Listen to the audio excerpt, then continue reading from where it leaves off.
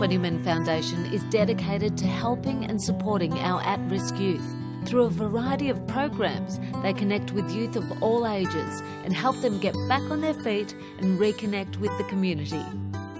Les, it's so good to have you with us today. Thank you so much. You've changed so many lives over the course of your time with the Les Twentyman Foundation. How did you get started with it all? Well, it first started with my father I was a young boy. He had a fruit shop, and everyone used to come in at 11:45 on a Saturday to get what was called specs or perishables.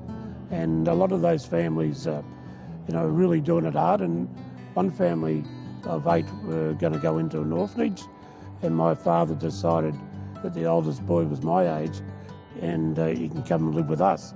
And he pulled me aside one day, my dad, and said, "Look, you're lucky you've got a dad.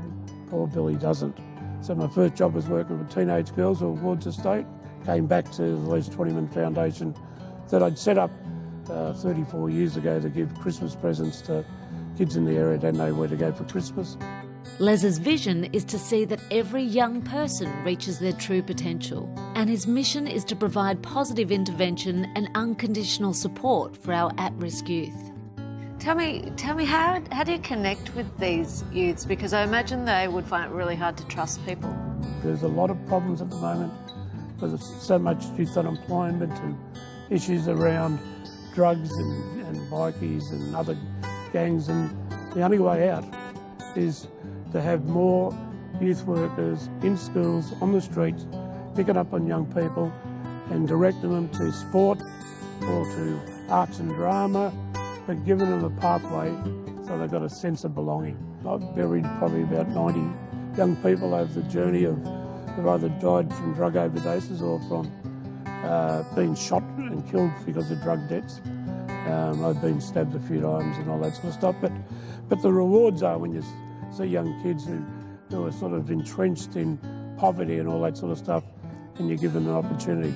What about the people watching that may want to help in some way, that maybe they can't connect with you personally, but what can we do as individuals at home? I often say to people, just have a look around. You may have some neighbours who young kids are, you may feel a little, why are they out so late or whatever, befriend them and sort of, you might be able to be that conduit that stops them for, doing something drastic like running away, or because when kids haven't got a sense of belonging, everyone loses, and that's our jails are full, and as they say in America, more jobs, not jails, and that's what we need to do here.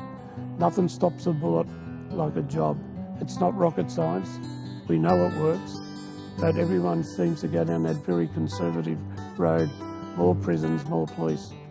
Police themselves will say to you, they're police officers, they're not youth workers, they're not school teachers. But when the police, youth workers, school teachers and sporting coach work together as a team, good things happen. Can make massive change. Absolutely. Yeah.